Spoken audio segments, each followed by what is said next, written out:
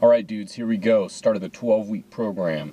This video is going to contain weeks 1 through 3, which is going to be a 4-day split. Chest and triceps, back and biceps, legs and calves, and shoulders and traps. So that's what you're going to see throughout the duration of this video. The rest times are going to be within 30 to 90 seconds. This is all going to depend on what exercise we're actually doing at the time. If we're doing a big compound movement, like squats or bent over rows or deadlift or whatnot, we're usually going to take a little bit longer time to rest, usually around the 90-second, just so that way the next set we can really hit it hard just as much as we did the first. Some of the isolation exercises, either it be flies or curls or extensions, anything like that, usually take a little bit shorter rest time. One, the lift doesn't take quite as long, and two, since you're not involving a whole lot of muscle, it doesn't really need a lot of recovery time, so we just try to keep the heart rate up by lowering the rest times on more of the isolation exercises. So typically isolation exercises 30 to 60 seconds, and then for the big compound exercises, in extreme examples, 60 to 90 if we're really feeling winded, but typically we like to keep it about 30 to 60 in most examples.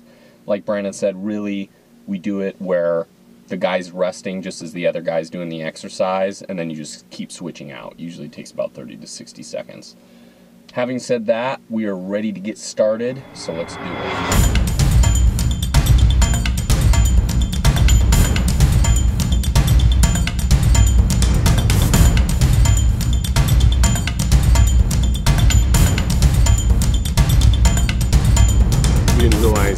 Our first day in the gym actually landed on a holiday. It's Martin Luther King Day here in the States, so the gym is packed.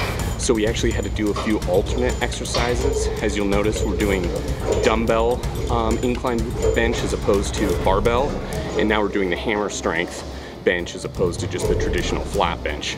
Still the same exercises, but we're just switching it up a little bit. We had to because the gym is so packed.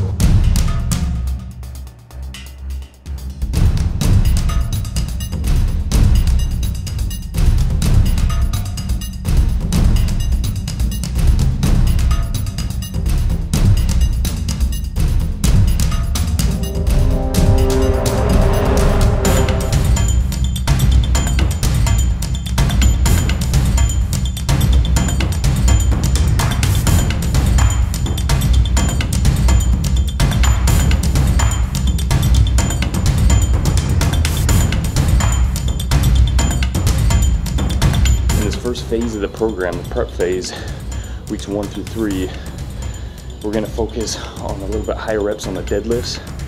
One, to really get the form down and get the confidence when you go really heavy that you know you're doing it right. And two, to really work on the endurance muscles too. So that way your grip, your shoulder blades, everything stays in the proper place and you keep the proper form throughout the lift. So when doing high repetitions, you're really teaching the muscle how to keep up with the bigger muscles to really build that endurance within the smaller muscle groups and within the bigger muscle groups as well. So as the program continues in deadlifts, the weight begins to increase. You're more confident in the lift because of how many repetitions you did in the beginning phase, and then also your muscles are prepared when you go really heavy because everything kind of stays in place and you keep that proper form.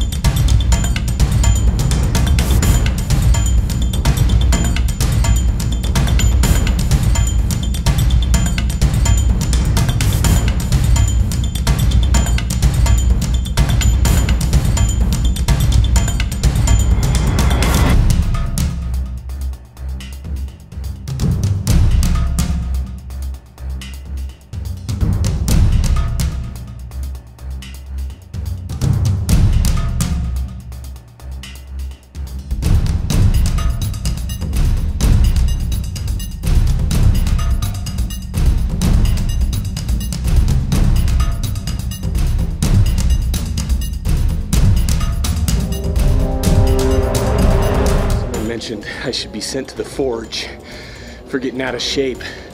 Well, walking lunges may not be the same as going to a hell forge, but sometimes it feels like it.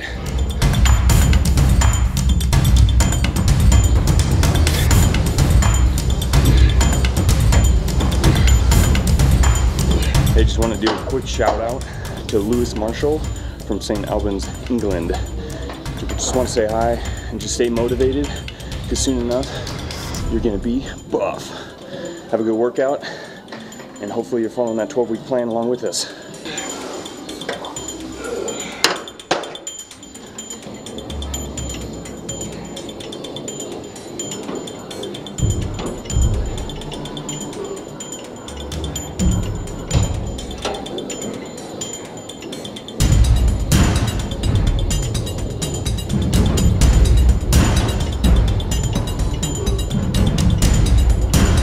Overhead press, one of our favorite exercises for shoulders.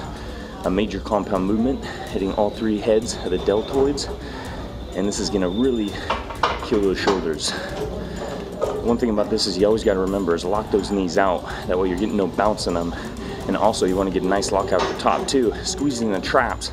That way it sets them at the top position and really stabilizes them, and you get a little extra squeeze at the top.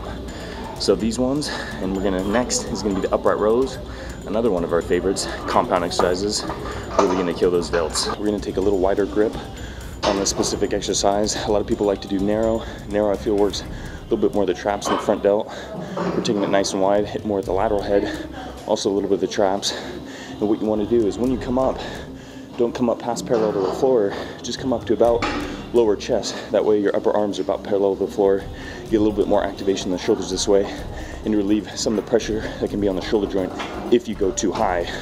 So this is again one of our favorite exercises, one of the favorite compound exercises for those delts. With the dumbbell lateral raise, it's another one where you really want to concentrate on lifting with your elbows, not with your hands. You don't want to just be lifting like this. You want to have it with your elbow, like that. And you really don't want your hand to raise above your elbow either, like this. You don't want to do that. It's all about the elbows.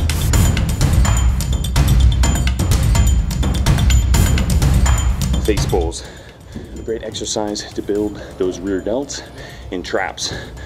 Kind of more that upper back look, that upper back thickness. It's a great exercise to focus on that. And the different hand grips can either be thumbs facing back, holding the handle, or you rotate your thumbs forward, holding the rope.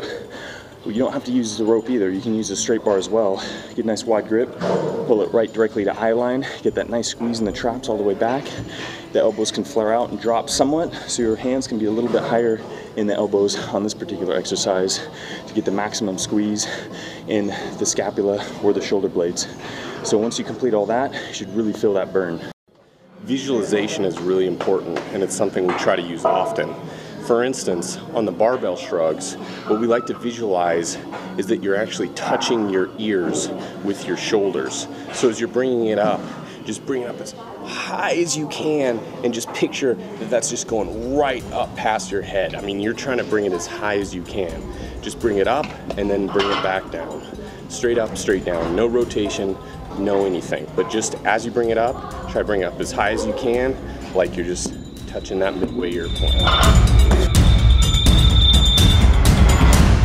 Alright dudes and girls, we are done with the first week of the prep phase. We got 2 more weeks of this and then we're moving on. And we are feeling pretty good about this prep phase right now, because if we would have just jumped right in, we would have been over our heads, because this kind of kicked our ass, to tell you the truth. But we're getting in the routine, so that's good, and we hope you are too. And that's what it's all about. It's about getting in the routine. We have 2 more weeks of this. First week's done. Body's feeling sore, but feeling really good, feeling pumped. The muscles are already looking a little bit more dense, more hard, since exactly what we want. You know, with the proper nutrition, the good sleep, it just goes to show you how the body adapts to certain, you know, exercises and certain loads you put on it for your benefit. So as it progresses, it's just going to get better and better, but it's also going to get harder too. So really work up to this. Even if you have to stay an extra week on this phase, definitely do that, just to prepare your body, because it is going to get more difficult 5 days a week, 6 days a week, so on. So as long as you stick with it, you'll be good in your body, and you'll start seeing that transformation and seeing those changes. And that's exactly what we want to do, is see them in the progress pictures. And with the progress pictures, if you haven't done it, do it.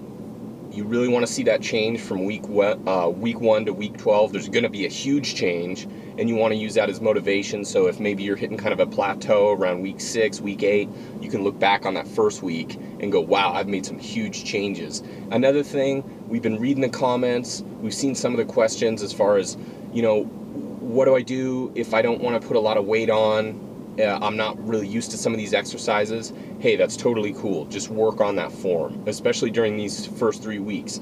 If you haven't done deadlifts before, if you haven't really done squats, watch the videos where we describe how to do them in detail. And the thing is, just work on that form. Don't worry about the heavy weights. Just worry about being comfortable. That's what it's all about. You want to be comfortable and you want to be confident. You want to learn how to do it right so you continue to do it right.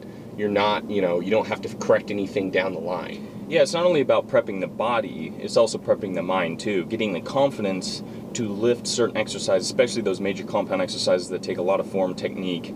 So getting the confidence in doing those will really bring the confidence up through any kind of lifter program you do in the future too. So once your body is prepped, your mind is getting prepped too, and the mind is even more important than the body because that really controls the body throughout this whole deal. So you really want to focus on also the mind too, and getting the confidence, the education, and also the willpower and motivation to keep going.